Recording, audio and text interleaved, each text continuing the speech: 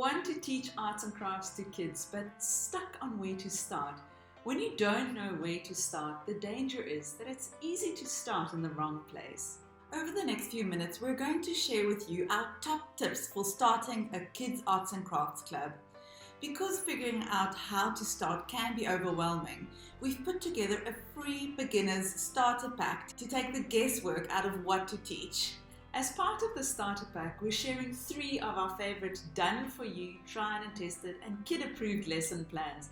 The lessons include a supply list, fun introduction, games to play during class, parent handouts, and step-by-step craft instructions. Type starter pack in the comments below this video and we'll share it with you. Our gift to you for watching this video. Hi, my name is Christelle and I'm Stefani. We're sisters and the founders of the Creative Crafting Club. We went from having no flexibility, feeling unfulfilled, to starting and growing our own successful kids' arts and crafts club. We started with 1 studio and grew into teaching at 61 fixed venues in 2 years' time. Since, we've had the privilege to help thousands of other creators from all over the world in as many as 22 countries to start and grow their own clubs too. And now it's your turn. And today we're going to share our top tips for starting a kids' arts and crafts club so that you too can start doing what you love. So let's get started. When starting out, you basically need 4 things: a venue, students, supplies, and lessons to teach. Easy peasy. Let's start with the venue. When starting out, you might think that you need a super fancy studio space, but the reality is that you could get going right away from home around your dining room table or with a mobile club. Now, this means hosting your classes, parties, or events at a venue such as a restaurant, a school, a sports center, a church, or even a community center. The options are endless. Check out the video we did on how to find a venue if you don't have your own studio.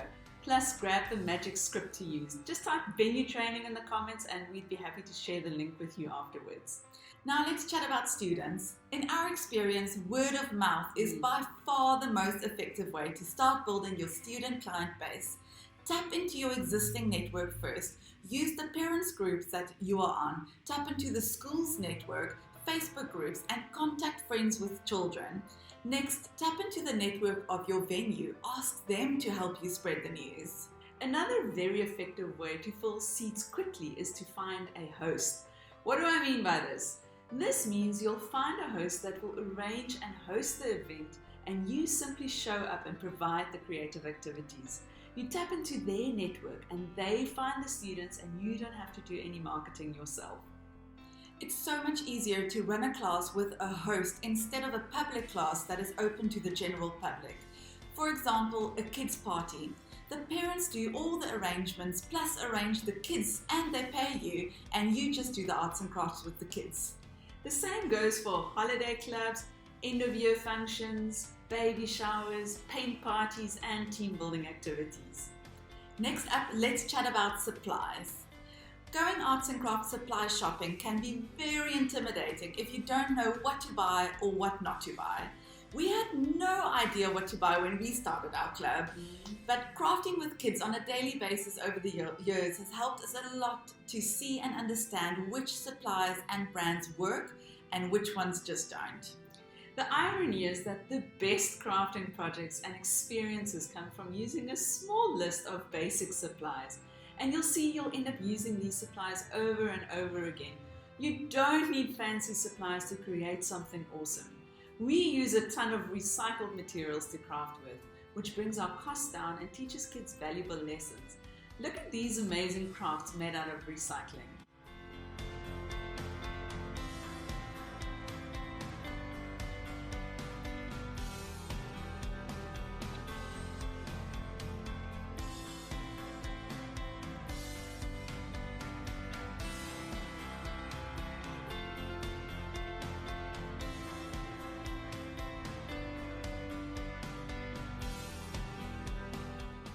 Venue, students, supplies, check. Now, what lessons should you teach? When selecting an artwork or craft to do with the kids, Be very careful to select a project on Pinterest or Instagram without testing it out first. Most crafts online have been created by adults using a glue gun and steps that kids won't be able to do themselves. So make sure your project is kid approved and that it is age appropriate, topical and fun.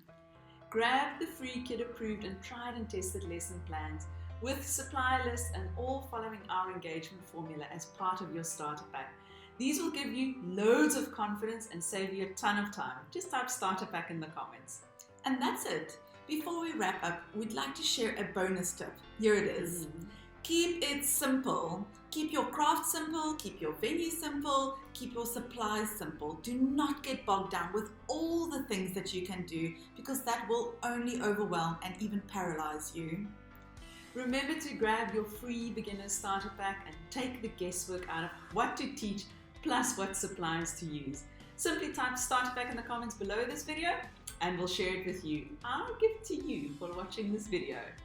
To do a quick recap, in today's video on the top 5 tips for starting a kids arts and crafts club, we shared tips on how to find a venue, how to find students, what supplies you should use, what lessons to teach, and as a bonus tip, we told you to keep things simple and to get fancy later.